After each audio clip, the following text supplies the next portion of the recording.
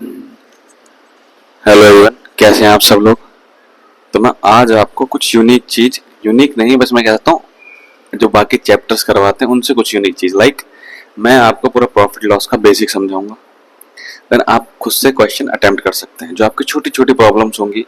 जैसे मैं ऑफलाइन पढ़ाता हूँ तो मुझे पता है कि बच्चों को कहाँ कहाँ दिक्कत आती है, तो मैं उस हिसाब से आपको प्रॉफिट लॉस का बेसिक समझाऊंगा, कंसेप्ट समझाऊंगा। देन आप कोई सा भी क्वेश्चन अटेम्प्ट कर लेंगे, आपको समझ में आएगा कि जैसे दिक्कत होती है ना कि क्या नीचे रखना है क्या ऊपर रखना है, वो आपको कुछ दिक्कत नहीं आएगी जैसे मैं समझाने वाला हूँ अब। चलो स्टार्ट करते हैं बिना टाइम वेस्ट करे। सबसे पहली बात, प्रॉफिट लॉस। ठीक है, ये चैप्टर होने वाला है हमारा। ठीक है, प्रॉफिट लॉस। तो पहली चीज क्या है जो मैं जो हम बचपन से पढ़ते आ रहे हैं, profit equals to selling price, जिसे हम बोल सकते हैं SP minus cost price, CP. बचपन में हमें ये भी समझ नहीं आता था कि सेलिंग प्राइस पहले क्यों रखी है और कॉस्ट प्राइस बाद में क्यों रखी है, कॉस्ट प्राइस पहले क्यों रखी है, सेलिंग प्राइस बाद में क्यों रखी है। अब एक बात बताओ, सेलिंग प्राइस बड़ा होगा तभी तो प्रॉफिट होगा। बात समझ में आ रही है मेरी। अगर जो आप 100 रुपए की चीज लाए 120 की बेच रहे हो, ये सीपी हो गई, ये एसपी हो गई। 100 रुपए की चीज 120 की बेचोगे तभी तो फायदा होगा। अगर 100 रुपए की चीज आप 99 में भी बेच रहे हो तब भी 1 रुपए का नुकसान है ना, तो लॉस क्या होगा, एस सीपी माइनस एसपी। मेरी बात समझ में आ रही है। मैं धीरे धीरे आपको सारी चीज समझाऊंगा, आपके सारे डाउट्स खत्म हो जाएंगे इस छोटी सी वीडियो में। लॉस क्या होता है, लॉस क्या होता है, cost price minus selling price. मतलब आपने जितने में चीज खरीदी उससे कम में बेच दी, तो वो क्या हो गया, लॉस। ठीक है, अब बोलेंगे प्रॉफिट परसेंट क्या होता है। पहले मैं लिख देता हूं फिर मैं आपको बताऊंगा कि प्रॉफिट परसेंट के बारे में जो आपको अच्छे समझ में है। प्रॉफिट परसेंट क्या होगा, एसपी वही पहला वाला minus CP upon CP into 100। भाई सीपी से तो कम कंपैरिजन करेंगे, सीपी के रिस्पेक्ट में निकलेगा loss percent profit percent, CP minus SP upon CP into 100। देखो 120 की चीज हमने 150 में बेच दी, ये हो गया हमारा सीपी, ये हो गया एसपी, ये हो गया हमारा सीपी, ये हो गया एसपी। ठीक है, यानी कि कहना क्या चाह रहा है, 120 की चीज लाए और 150 की बेच दी। आपको पता कैसे चलेगा प्रॉफिट हो रहा है, भाई आप कितने का प्रॉफिट हो रहा है, कितने का, 30 का प्रॉफिट हो रहा है। क्यों, ये 120 से 30 बड़ा है। ठीक है, इतने का प्रॉफिट हुआ 30 का। अब आप निकालोगे कैसे, कितने परसेंट का प्रॉफिट हुआ, फॉर्मूला एस, ये हो गया ना एसपी माइनस सीपी, ये एसपी माइनस सीपी था, प्रॉफिट यही तो होता है। तो लग देंगे इसे नीचे, नीचे सीपी आ जाएगा, सीपी क्या है 120 इंटू 100, 12 दूनी 24, 12 पंजे 60, 25% का प्रॉफिट हुआ। हम निकालते क्या है इसको, इसको कहेंगे क्या हिंदी में, जैसे परसेंटेज में आ जाता है कि 30 120 का हमने निकाला क्या है, कितना परसेंट है, तभी तो पता पड़ेगा कितने परसेंट का प्रॉफिट है। 120 का कितना परसेंट है, या 120 का कितना परसेंट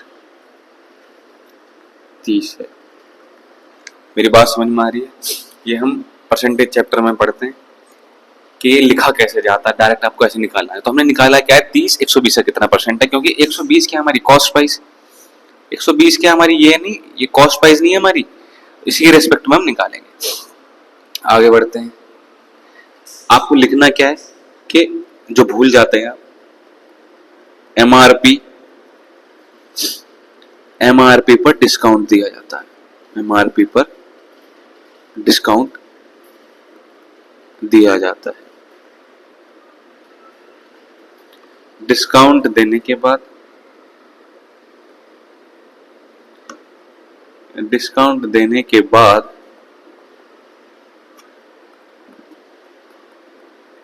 सेलिंग प्राइस आता है यानी एसपी। अभी आपको सब समझ में आएगा।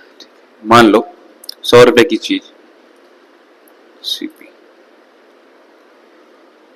एमआरपी उसका हमने अंकित मूल्य कितना करा, हमें पता है लोग आके बार्गेनिंग करते हैं, हमने 150 उसका एमआरपी कर दिया, हमने डिस्काउंट कितने का दिया 20% का, हमने लिख दिया अपने बोर्ड पर कि 20% डिस्काउंट चल रहा है। तो आप 150 का या तो 20% निकालोगे, कितना हो गया 30 हो गया, या फिर आपको कितना पे करना है, आप 20% क्यों निकालोगे, अब आपको एमआरपी का 80% पे करना है।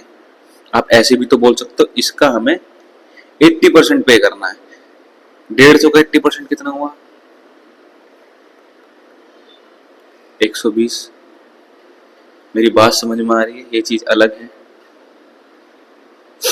अब आपको पे कितना करना है, 20% तो डिस्काउंट में चला गया, आप डायरेक्ट कर सकते हो, आप पहले 20% निकालोगे then उसे माइनस करोगे, तब तब आप जाके आपका सेलिंग प्राइस आएगा।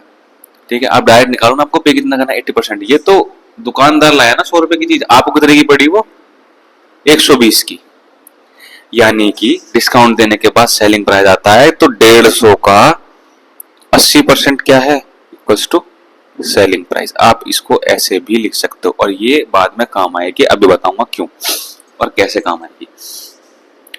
अब आपको कितने का फायदा हो रहा है 20 का, 100 का कितना परसेंट होता है 20%, ये तो निकालते हैं कितने का फायदा हुआ 20% का। अब आपका क्वेश्चन कैसे बनेगा, ये बात समझ में आई होगी, MRP, selling price, cost price. ठीक है, अब देखो कोई दुकान, ये कॉस्ट प्राइस, सेलिंग प्राइस और एमआरपी। ठीक है, अब मैं बोलूं कॉस्ट प्राइस, एक दुकानदार 100 रुपए की एक चीज लाया। ठीक है, एक दुकानदार 100 रुपए की एक चीज लाया, वो उसे एक दुकानदार, मैं लिख देता हूं 100 रुपए की एक चीज लाया, एक वस्तु, अब समझ में आएगा, 100 रुपए की एक वस्तु लाया, उसे कितना बढ़ाकर लिखे कि 20% का डिस्काउंट देने के बाद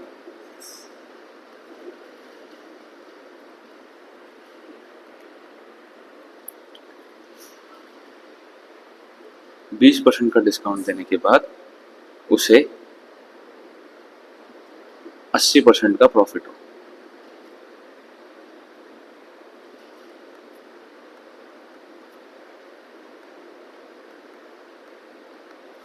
मेरी बात समझ में आ रही है, 20% डिस्काउंट देने के बाद उसे 80% का प्रॉफिट हो। ठीक, अब मेरी बात सुनो, कॉस्ट प्राइस क्या था हमारा 100, सेलिंग प्राइस एमआरपी।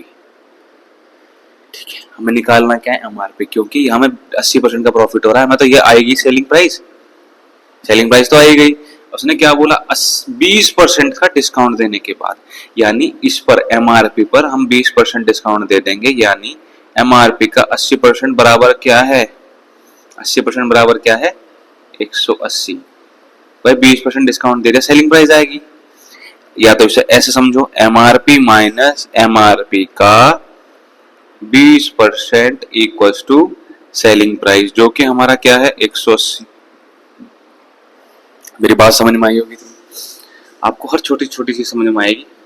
ठीक है, तो एमआरपी का डायरेक्ट लिख रहा हूं मैं, एमआरपी का 80% बराबर क्या है 180।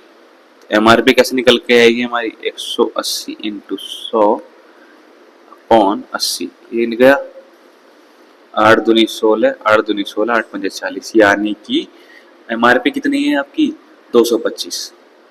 ठीक है, जैसे अगर मैं इसमें 20% का डिस्काउंट दे दूं, 2 पंजे 10, 5 एकम 5, ओ 5 चौक 20, सॉरी 5 पूरे 25, यानी 45 का डिस्काउंट हो गया। माइनस 45 करो कितना आएगा 180। चीज कितने की थी, कॉस्ट प्राइस कितनी थी 100, कितने का हो गया, यहाँ कितना हो गया 225। कितना बढ़ाकर लिखना है एमआरपी, 125 बढ़ाकर लिखना है।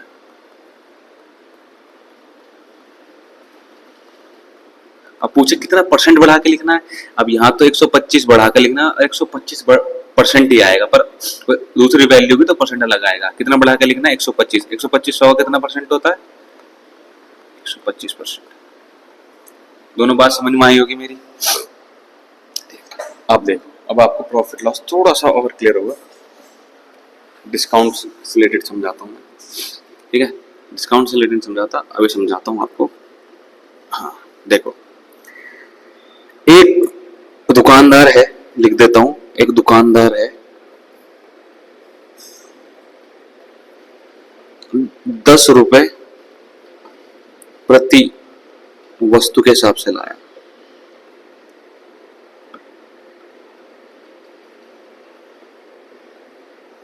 सौ वस्तु लाया, कितनी लाया 100 वस्तु लाया। उसने एमआरपी दुगनी कर दी और एमआरपी दुगनी कर दी और 40% का प्रॉफिट, 40% का डिस्काउंट दे रहा है।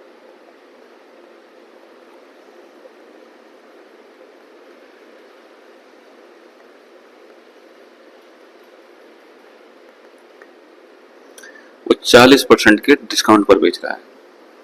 मैं क्वेश्चन से नहीं समझा रहा,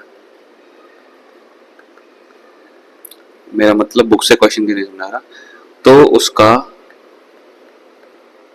लाभ प्रतिशत क्या है, ठीक है, मानो उसकी कॉस्ट प्राइस कितनी है 10 रुपए प्रति, कितनी है 100, उसकी टोटल कॉस्ट प्राइस कितनी हो गई, कितनी प्रोडक्ट लाया,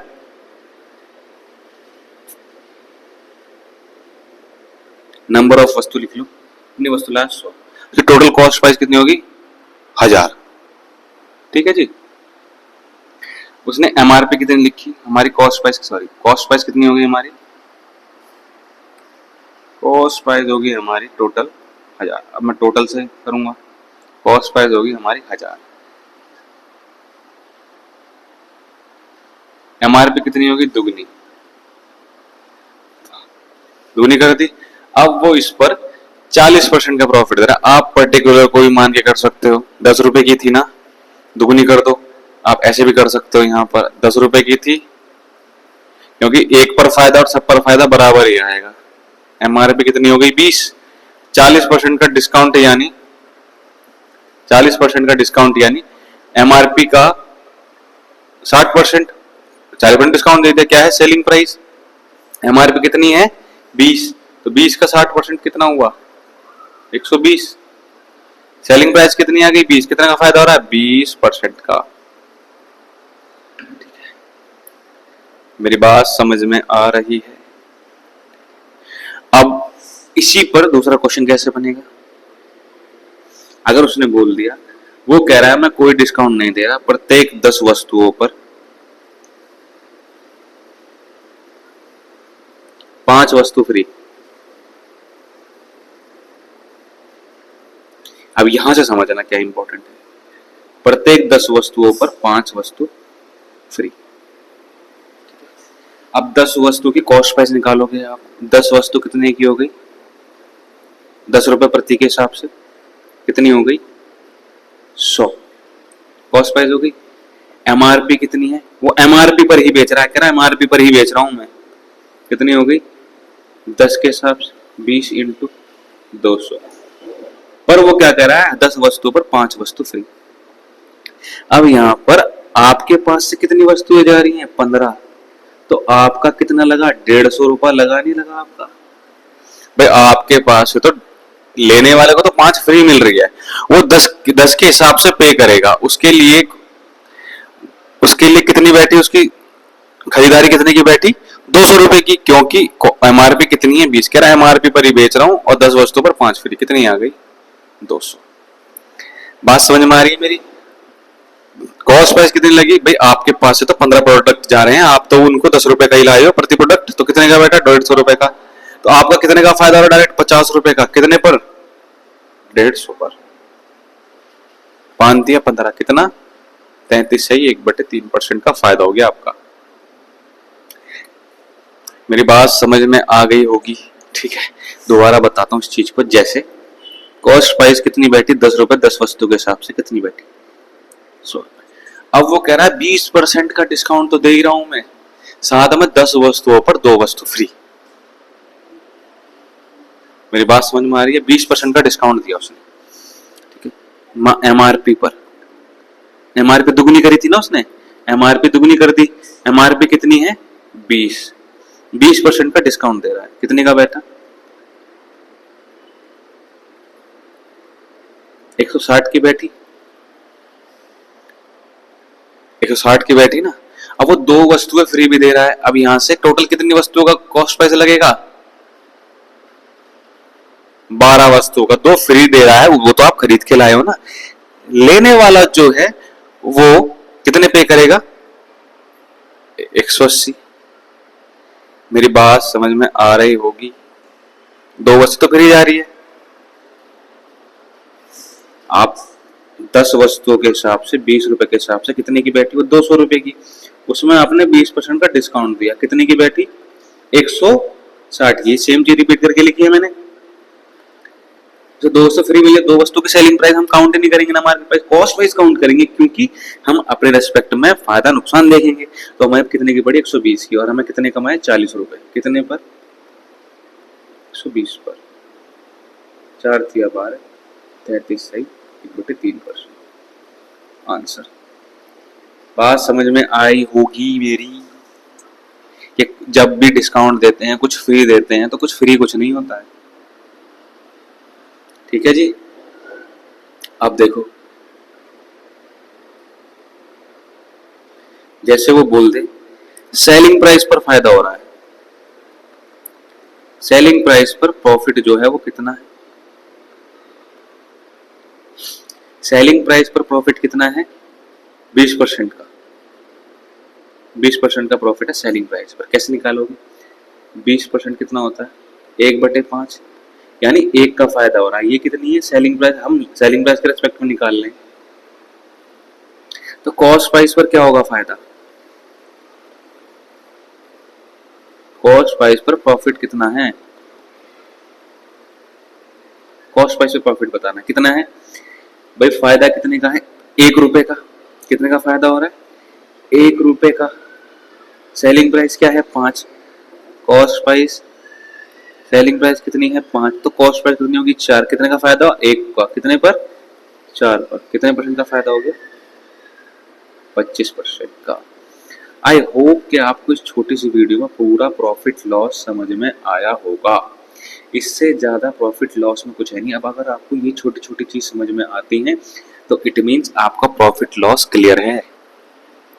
अब बाकी आप टाइप करवाएंगे, मैंने अपनी प्लेलिस्ट में प्रॉफिट लॉस पूरा करा रखा है, अच्छे क्वेश्चंस करवा रखे हैं, आप उसे जाके देखें, देन क्वेश्चन ट्राई करें खुद से, SD यादव ले लें या फिर पिनैकल ले लें। अभी पिनैकल पर मत जाना, जो बिगिनर्स हैं वो SD यादव ले लें, उससे करें, मोर देन इनफ है किसी भी एग्जाम के लिए।